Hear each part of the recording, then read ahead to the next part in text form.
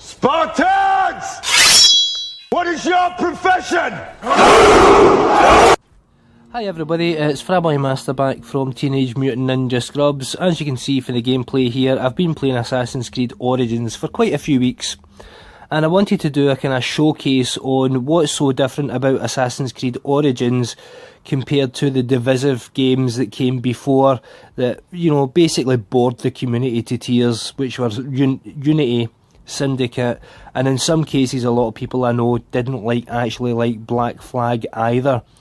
Now the game itself is set in Egypt in a massive open world where you can virtually travel from the very top of the map, Alexandria, all the way down to the bottom of the map without a single loading screen. It is technically very accomplished.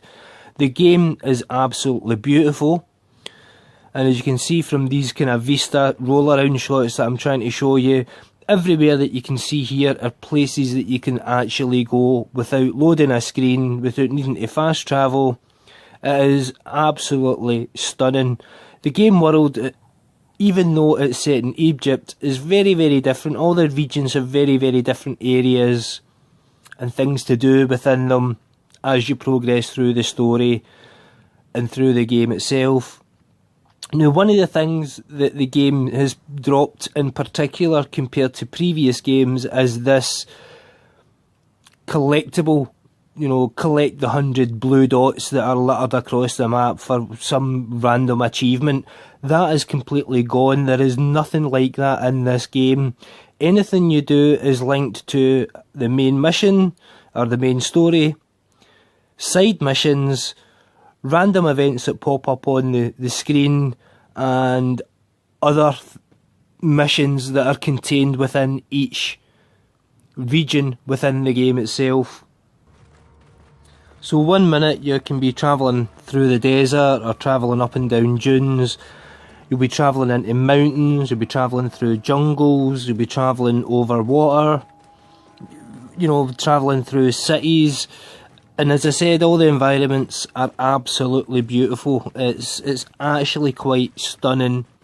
It's actually quite jaw-dropping in my own opinion to see a game like this on an Xbox One without the 4K textures, without the 60 frames per second. It is still absolutely beautiful to watch. And there's a particular reason why it's even more so. It is so much better than previous games, simply because it has another additional feature within the game that makes you want to take time to find that perfect spot, to find, you know, something different in the game world, so that you can take snapshots of the game using the in-game photo editor, which I'll catch up on later on in the video and show you some examples of what that does and how it looks as well. Now, it's got all the kind of the natural, normal stuff that we've seen in Assassin's Creed. You know, you're basically an assassin killing guys, working through the story and doing all these things that we've done before. But it is done in such a way that it does feel very fresh. It feels very similar to previous Assassin's Creed games, but it is so different also in the same breath. That is you know, is the only way I can say it. The detail in the game is just everywhere. The amount of detail that is in this game is outstanding. Graphically it is utterly beautiful, and as you can see, as normal, you're able to, you know, virtually climb massive structures and pretty much almost go anywhere you want to go in the game world. Now, as I've been playing the game, there's only 2 times that I've actually seen the border of the gameplay world. There's only 2 times I've seen it, and that was at the very start of the game when you're kind of locked into the first initial area, as you know, works as almost a tutorial. And also later on in the game when I was trying to complete the story and I was having some difficulty locating the objective that I was meant to be doing. And again, as I said, it's only the second time that I saw that kind of grey wall that you see in Assassin's Creed games, you know, that tells you can't go past that point. So the world is very immersive in what it offers, and it does show you the power of the current generation of consoles that we have at our disposal at the moment, and it is only going to get better as they learn how to program differently and do different things. And as you can see here, we're scaling up a wall. Now this is actually in Alexandria, and I'm going to go, I think, up through the window and up over and show you the kind of vista and viewpoint from this area as well. So going through and, you know, going on to the next perch and having your ego fly about and show you the map from its point of view in order that you can mark enemies and stuff like that is also a great addition to the game. But again, offers this kind of viewpoint that we've never really seen in an Assassin's Creed game, other than when you're doing the synchronization of the points in the game that are elevated above, you know, everywhere else.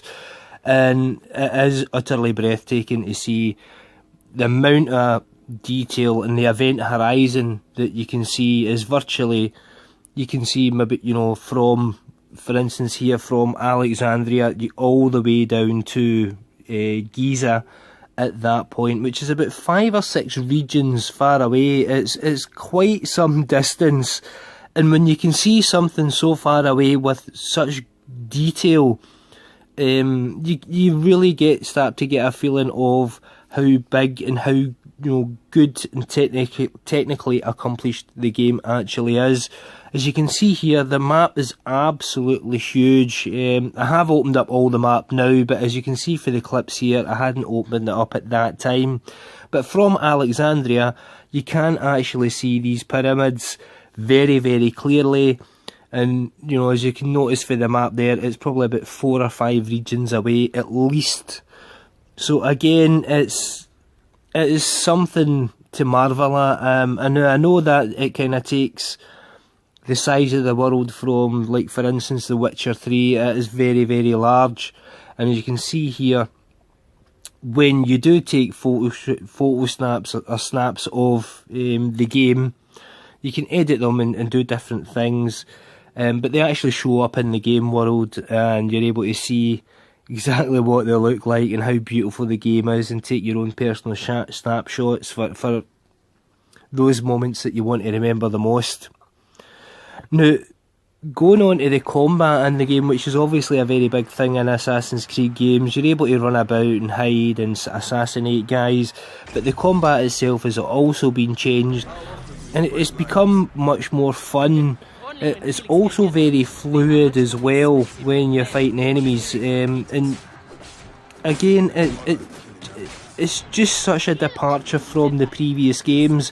It doesn't instantly lock you onto any single target. You're able to lock onto a target if you want, but you don't have to. You can pretty much do freestyle fighting and utterly demolish all the enemies, and it's a lot of fun. There's a ton of weapons in the game, from spears and swords to very large blunt objects like that heavy guy's trying to hit me with. At the moment, you get to wield weapons like that as well. And when you build up this blue bar at the bottom of the screen, it actually gives you a kind of power move, so to speak. And all these power moves are different for different weapons, and it's very, very satisfying to use. And there's certain things I'm trying to actually not show you within the gameplay, so that if you do ever get to play the game yourself, and I do recommend you do, that you'll actually try out all the different weapons, all the different styles of play, and really see for yourself just how much this game has evolved from typically what we know of an Assassin's Creed game from years before. Now, another addition that they've brought to the game is actually being able to tame animals. So once you've built up your skill tree, which is quite a static skill tree to be honest, there isn't much to it other than earn experience points and, you know, pick which skill you want to start level, you know, you want to move on to next, and you build up that tree. Again, it's quite static in its presentation and what it offers, But when you're able to tame lions and alligators and hippos and have them fight at your side, it's really, really, really cool. It's such a different, it's such a departure from previous games. It really, really is, and I can't recommend it enough. Now, as you can see here, obviously, we've moved on to kind of trying to show you the Photoshop and how, kind of how it works, how it feels. And I've got to say, it's actually one of my favourite additions to the game itself. It's a lot of fun to pause the action mid-battle, you know, mid-mission, you know, when you're doing, see something in particular or see something a bit different, and you think, yeah, I want to try and capture that moment. Now what'll actually happen is when you capture that moment, it'll actually be saved on the game world for other people to see and vote on as well.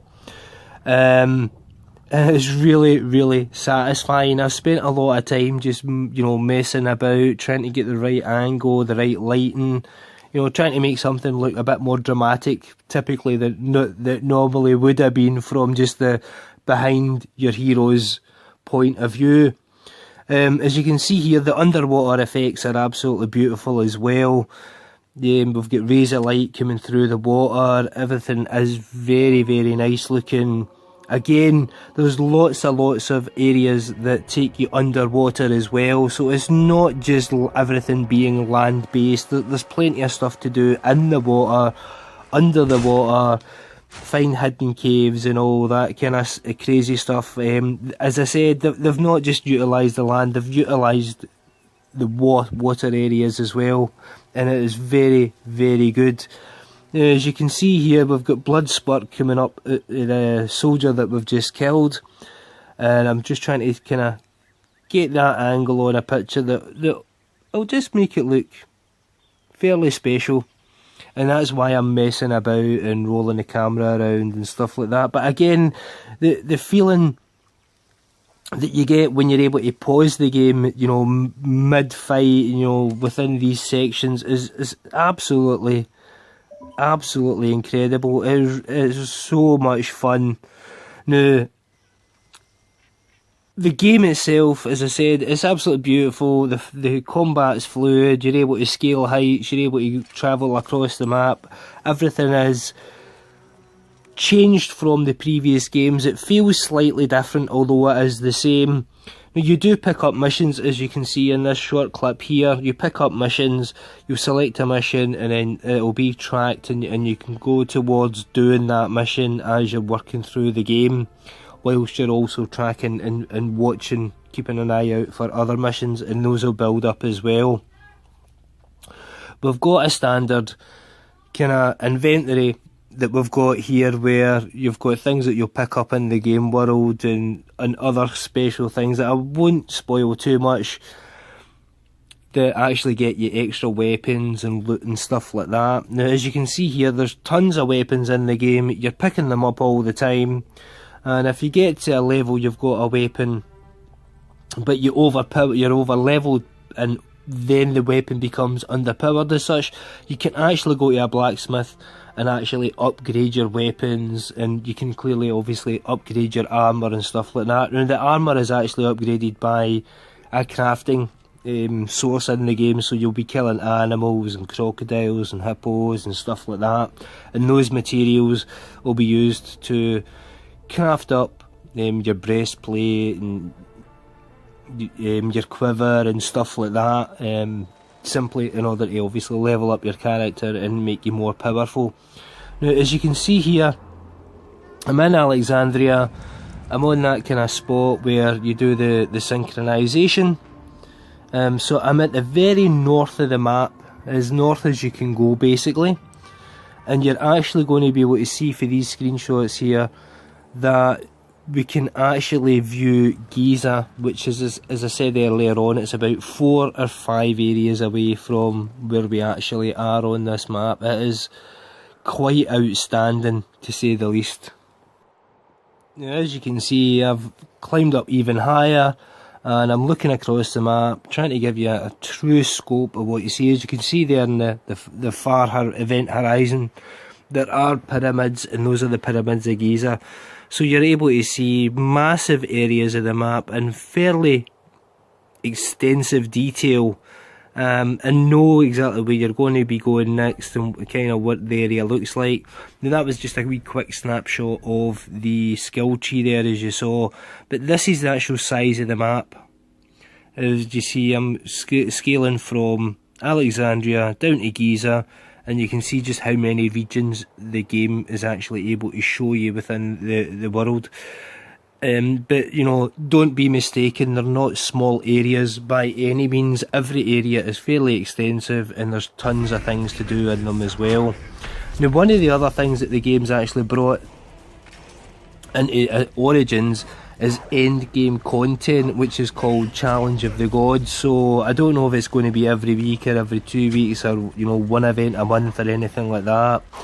But you will, you know, basically fight a god, earn tokens in order to get a special armour set that will only be accessible by killing these bosses and collecting those tokens, which is yet another reason to pick up Assassin's Creed Origins and have a go yourself. Again, one of the very good sequences within the game, I thought I would just give a very quick show of. I don't want to spoil anything. And this is, you know, this kind of big giant snake fight that you have in the game is absolutely brilliant. So much fun.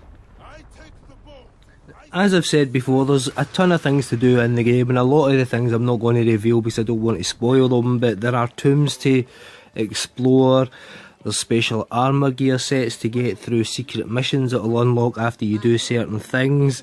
The game itself is absolutely massive. The side quests themselves are actually a bit of a departure from the main story, but you'll notice a lot of the time that the side quests are a lot of fun. Sometimes they're really funny, sometimes they're very tragic stories. There's a lot of narrative within the side missions as well, and there's actually a kind of real world feel that, you know, a living world is happening here, as when you play through the game and through certain story missions and side story missions, certain other things will be happening in the game. You'll bump into NPCs that are actually in a different area of the map because you've saved them earlier on, and you chat with them then and have more narrative with them. The amount of lore that's attached to the missions and the side missions is fairly extensive as well. Now again, it's not quite Witcher 3 size side missions or anything like that, but it's fairly close, and to be honest, close enough to make it worthwhile doing all the side missions before you move on to another new area.